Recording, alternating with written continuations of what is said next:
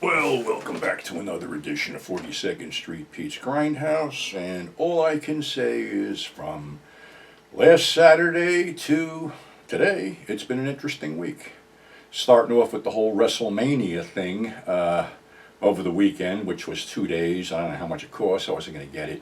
But I said, you know something? Let me give the, quote, new WWE a chance on Monday night. So I watched 30 minutes of three guys, Triple H, The Rock, and Cody Rhodes, basically jerking each other off in the ring, and I heard it went for 45 minutes, but you know what? I turned it off because, I'm sorry, I tune in to watch wrestling, not for a soap opera. Soap operas are on from 12 to 3 on major networks in the afternoon, so no, I didn't need to see that. Yes, this shirt I'm wearing is steel. Gary Clark from Day of the Dead, something he gifted me a few years before he passed. And if there's one guy I really, really miss, it's Gary. And a braver man I have never met. Just say that. And it was an honor to know him. And he lives on through Day of the Dead and the other films he did. But anyway, just want to pay a little tribute there, homage, whatever. I don't forget people who have been kind to me and have been my friends and shit. And I guess as long as I remember them, I'll make sure everybody else remembers them. But you know what? We haven't had a weird Liquidator story in a while. And I don't know, this might be skirting the issue, but, you know, Norm was a lover boy. Or more bluntly, he was a hound, even though he was married. So I remember one time I came in the store and he goes, go in the back room and give that lady $5. I'm like, what? Okay, so I go in the back room and there's a middle-aged woman standing there, and I said, Norman says to give you $5. Then she goes, I don't want nothing. I said this, I don't want nothing.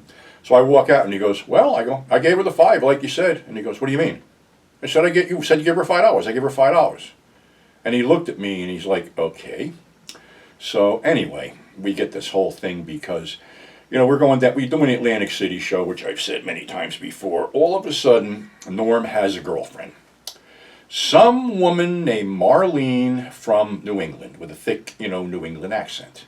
Where he met her, I don't know. But this whole thing started with, I need you to rent a van and pick up these items and deliver them to Atlantic City. Okay. Well, I go to pick up these items, which happens to be a whole home entertainment system. Big screen TV, DVD player, stand, the whole bit.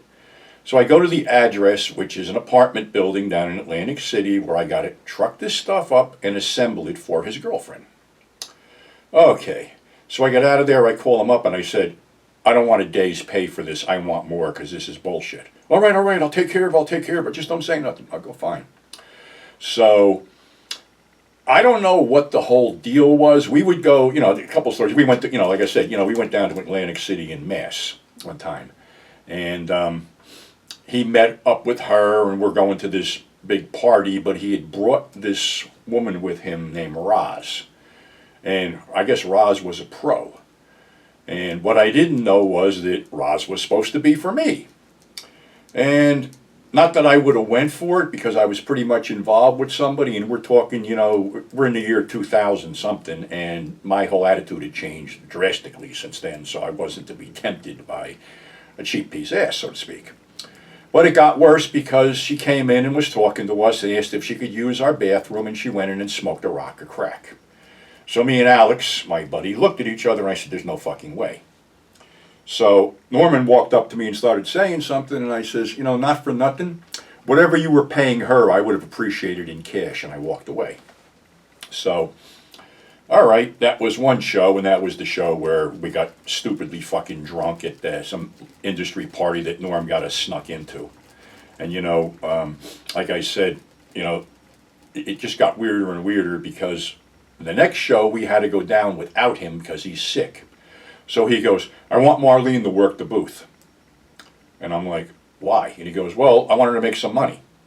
I said, it's me, Alex, and Tony going down. We don't need it. He goes, no. You got to help me out with this. You got to help me out with this. I said, all right, I'll, get her to pass. We'll do something.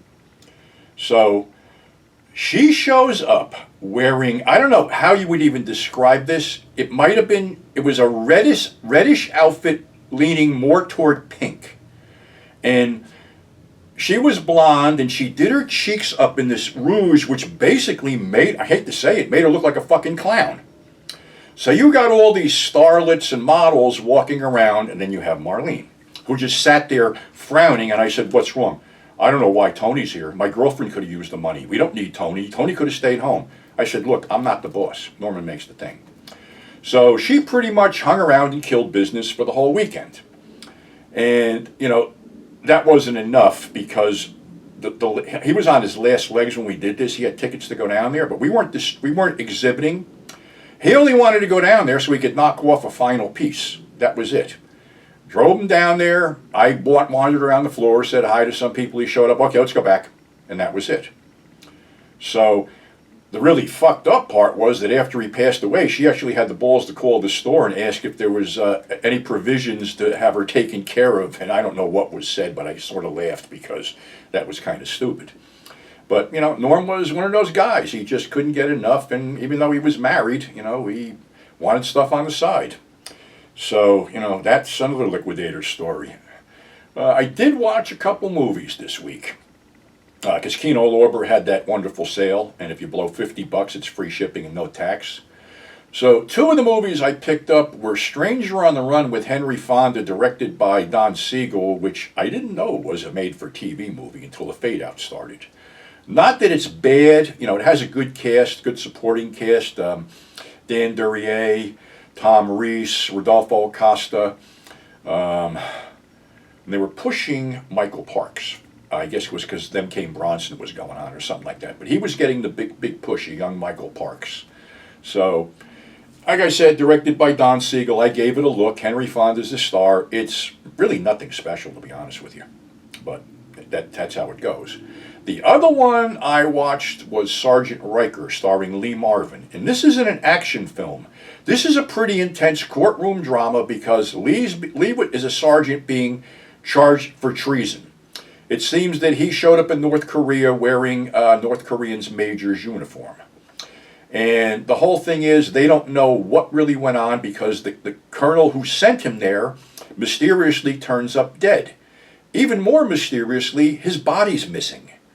And there's a whole bunch of things strewn about here, whether you can figure it out or not. And the prosecutor is played by a young Bradford Dillman, who basically had him put away and is going to have him hung in Tokyo, but finds there's some improprieties with what was going on, especially with the way he was defended, and it gets even more sticky when Riker's wife shows up to plead his case and forms a love interest with the prosecutor. So it all works out in the end, but it's how you get there is the whole thing, and it's pretty intricate the way you get there. And there's some other great character actors there, like Norman Fell, Lloyd Noland, and who was the other guy? Murray Hamilton. So definitely worth checking out. Like I said, I'm a big Lee Marvin fan, but I was more into the action stuff, so I actually did want to check out a drama. So that's our show for today. Thanks for subscribing. Thanks for tuning in. Don't forget to check out thefuseboxshow.com, where they're running one of my Grindhouse Minutes about Mondo Connie and some other arcane stuff that they put out. Great little radio show. And support our friends at Grindhouse Releasing, because I believe they're putting out The Beyond in 4K. And as far as me, 42nd Street Pete.net, still got magazines, still got books, looking to sell a few, so check that out. So have a great weekend, stay safe, and we'll catch you on the flip side.